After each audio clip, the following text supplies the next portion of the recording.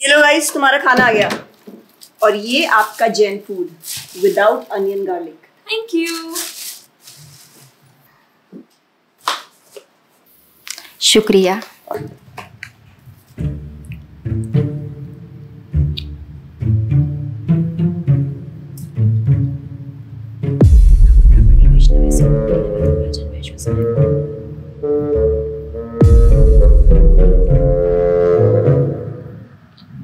Sorry guys, मुझे नहीं पता था कि तुम लोगों में ऐसा कुछ रिचुअल होता है। हाँ, प्रे तो करना चाहिए। हम हमेशा खाने से पहले अल्लाह ताला से प्रे करते हैं। यस, रिचुअल नहीं स्पिरिचुअल। हम ही पहले भगवान को भोग ऑफर करते हैं और उसके बाद प्रे करके खाते हैं। लेकिन तुम्हारा भगवान यहाँ आके कैसे खा सकता है? जैसे वो तुम्हारी दुआ कानों से सुन सकता है, वो वैसे ही यहाँ पर आके खा भी सकता है। भगवान का फॉर्म पर्सनल है। अगर वो कानों से सुन सकते हैं तो मुंह से आके खा भी सकते हैं। उनके कान और मुंह दोनों है। शालिनी, तुम प्रे नहीं करती खाना खाने से पहले? नहीं, लेकिन मेरे चाचा ने एक बार कहा था कि हमको वो गॉड ऑफ फूड को और फार्मर्स को थैंक यू बोलना चाहिए। You mean Annapurna Devi? What? God of food. Yes, हमें उन्हें थैंक करना चाहिए और साथ में फार्मर्स को भी। But I believe in watering the roots.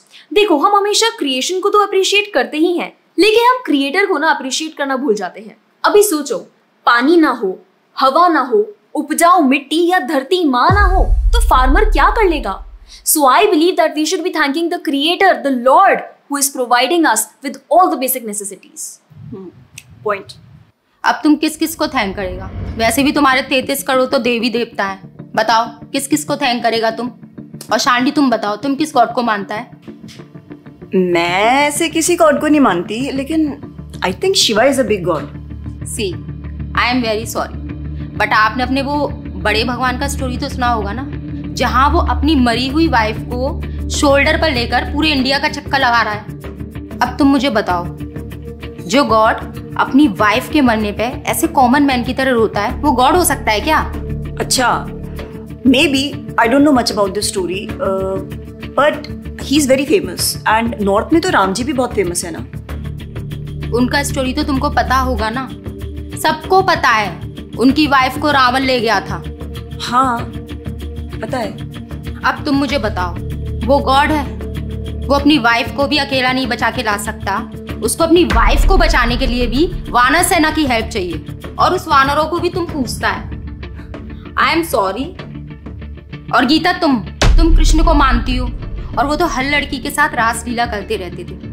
ऐसा कैसा कैरेक्टर है गॉड का जैसे हर लड़की से प्यार हो जाता है? और वो खुद डर के अपना जन्मस्थान छोड़कर चले गए थे। गॉड को कभी डर लगता है क्या? और जिसे खुद डर लग रहा है वो तुम लोगों की हेल्प कैसे करेगा? शिट यार, this is so complicated and confusing. It is confusing because you are following the wrong path. It is very beautiful and sacred. I will show you the right path. Enough, Asifa. I know what you're trying to do. And Shalini, कुछ भी confusing नहीं है। You know what the problem is कि तुझे पता ही नहीं है, क्योंकि तूने आज तक शास्त्र ही नहीं पढ़े हैं। तो पता कैसे चलेगा कि क्या सही है और क्या गलत? जन्म कर्म चा मे दिव्यम एवं योवेति तत्वतः त्यक्त्वा देहम पुनर्जन्म नैति मामेति सो अर्जुना। भगवान की लीलाओं को समझना इतना आसान नहीं है। उसके लिए शास्त्रों का अध्ययन करना पड़ता है, और वो भी एक प्रामाणिक गुरु के अंडर रह के उनकी शरण लेके। अब अगर तुमने शास्त्र पढ़े होते तो तुमको ये पता होता कि शिव जी ने जो इमोशंस उसमें दिखाए थे वो शोक नहीं, विरह था। विरह विरह दोनों सेम नहीं होते क्या? Let's start from the basics. शोक इज मटेरियल एंड विरह इज स्पिरिचुअल। शोक ना दुख की अनुभूति कराता है, वेरास जो विरह है उसमें जो सेपरेशन की फीलिंग होती है ना, वो सुख का अनुभव कराती है। भगवान भगवत गीता में ना शोक करने वाले व्यक्ति को मूर्ख बताते हैं। गतासुन अगतासुंश्च नानुशोचन्ति Pandita. A wise man never laments for the living nor for the dead. Bhagavad Gita chapter 2 text 11। अपनों की मौत पे आंसू बहाना शोक है, लेकिन वहीं रामायण देखते देखते जो आंसू निकले ना, वो विरह है, विरह। और ऐसे विरह से हमारा भगवान के प्रति प्रेम बढ़ता है। तो जिस तरह से शिव जी ने विरह को दिखाया था, उसी तरह राम जी भी सीता मैया के जाने के बाद विरह में भटकते हुए रो रहे थे। और यही नहीं, सीता देवी इतनी प्योर है ना कि उन्हें राम जी के अलावा कोई टच भी नहीं कर सकता था। रावण जिनको लेके गया था वो छाया सीता देवी थी। असली सीता देवी तो अग्नि में समा गई थी, और वो अग्नि परीक्षा के वक्त बाहर आई थी। और आसिफा तू क्या बोल रही थी? भगवान राम को अपनी पत्नी को बचाने के लिए वानरों की मदद लेनी पड़ी थी। I mean God is all powerful, right? हाँ, I mean वो अकेले भी तो मार सकते थे ना। यार शालिनी, अगर तूने कभी रामायण पढ़ी होती तो तुझे पता होता जब खर और दूषण आए थे अपने 15,000 ऐसे दानवों के साथ जो इंसान को खा जाते थे, उन सब के साथ राम जी ने अकेले बिना किसी की हेल्प के उन सब के चिथड़े उड़ा दिए थे। अब ऐसे राम के लिए रावण को मारना मुश्किल है क्या? हाँ, लेकिन बाद में वानरों की हेल्प क्यों ली? उनको अपनी सेवा में लगाने के लिए, उनकी ग्लोरीज बढ़ाने के लिए। अरे उन्होंने तो एक छोटी सी गिलहरी तक को अपनी सेवा में लगा लिया था। What? कभी पढ़ा हो तो पता हो ना।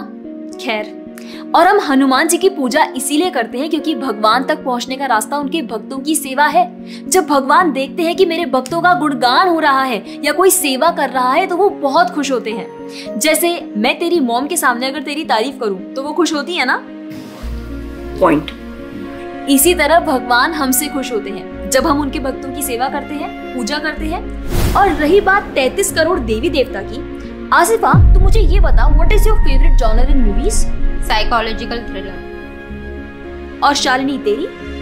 Romantic and comedy. एग्जैक्टली। जैसे हर किसी का अपने नेचर के अकॉर्डिंग फेवरेट जॉनर होता है, वैसे ही भगवान ने हर किसी के नेचर के अकॉर्डिंग व्यक्ति के लिए उसके नेचर के अनुसार वेद और पुराण दिए हैं। और उन्हीं पुराणों को फॉलो करके लोग अपनी देवी देवता की तरफ अट्रैक्ट होते हैं। और ये सभी देवी देवता भगवान की ही सेवा कर रहे हैं। जैसे रोशनी के देवता सूर्यदेव, हवा के देवता वायुदेव, बारिश के देवता इंद्रदेव। जैसे एक सरकार चलाने के लिए इतनी सारी पोजीशंस होती हैं, वैसे ही इस पूरे ब्रह्मांड को चलाने के लिए अलग अलग देवी देवताओं की जरूरत पड़ती है। तो मतलब वो अपनी पोजीशन का मिसयूज करेंगे, किसी भी लड़की के साथ कुछ भी करेंगे, रास लीला करेंगे। Stop it Asifa, now you are crossing the line. तुझे पता ही क्या है कृष्ण के बारे में? जो लोग बोलते हैं कि कृष्ण करे तो रास लीला है, हम करे तो कैरेक्टर ढीला है, उनको बोलो पहले भागवतम पढ़ लें। ठीक रास लीला से पहले भगवान ने गोवर्धन उठाया था। उनको बोलो पहले जाके गोवर्धन पर्वत उठाए। पैदा होते ही पूतना को मारा था, बच्चे से एक मच्छर नहीं मारा जाता। When he was crawling, मुख में ब्रह्मांड दिखा दिया था। तू अपने मुंह में अपना ये हॉस्टल ही दिखा दे आसिफा। क्या तुम जानते हो द्वारका में भगवान श्री कृष्ण की 16,108 रानियां थी और सबके अलग अलग महल थे और हर एक महल में श्री कृष्ण सबके साथ होते थे एक ही समय पर।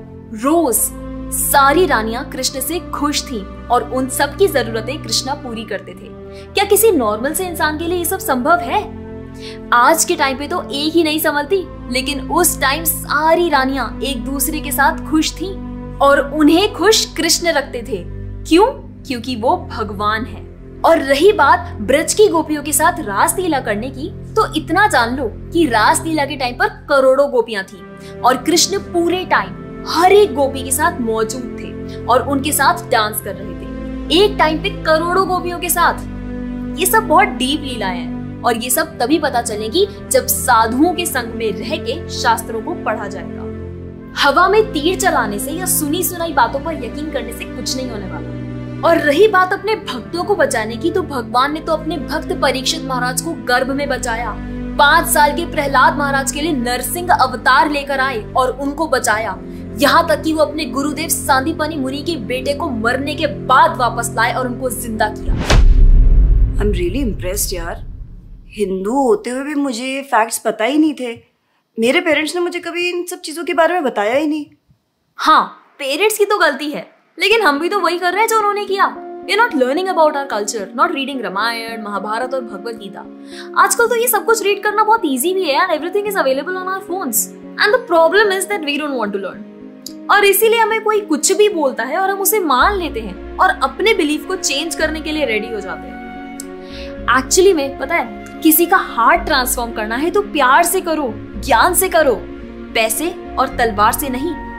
और अब बारी आपकी है। अगर आप भी चाहते हैं कि कोई एड़ा गेड़ा नत्थु गेड़ा अगर आपको कुछ भी ना बोल जाए, आपका बेवकूफ ना बनाए, तो जाइए और अपने कल्चर के बारे में जानिए, ग्रंथ पढ़िए और अपने बच्चों को भी पढ़ाइए। और अगर आप खुद एक बच्चे हैं तो अपना समय यहाँ बर्बाद मत करें। ये वीडियो खत्म हो गया है, जाइए भगवत गीता पढ़िए, थोड़ा पढ़ाई वढ़ाई करिए, भक्त बनिए और फोन चलाना बंद करो। जब देखो मोबाइल में लगे रहते हो। Jokes apart. I think you got the message. तो जितना हो सके अपने ग्रंथ पढ़िए, कल्चर को जानिए और जाकर इस वीडियो को जितना हो सके उतना शेयर करिए ताकि कोई और लड़का या लड़की इस केरला स्टोरी का शिकार ना बने।